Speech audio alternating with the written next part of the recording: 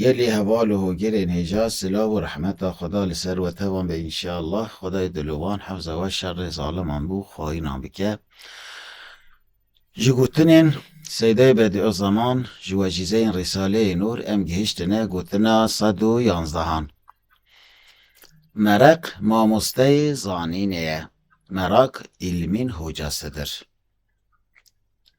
ایمان انسان دیگرین انسان بلکه مروف دیگرین پادشاه و سلطان ایمان انسان انسان ادر بلکه انسان سلطان ادر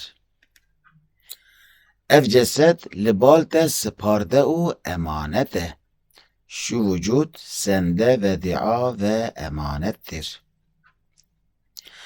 جیهان خانه که و سانه کو جبو میوانان هاتیه چیکرن هرگاف تجی و والا دبه dünya misafirler için yapılmış bir handır ki daima dolu boşalıyor.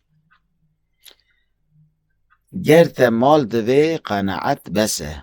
Mal istersen kanaat yeter. خدای دلوان آلیکار و به و ده هر دو جهانان دا کیف خوش و دلشاد بکه انشاءالله.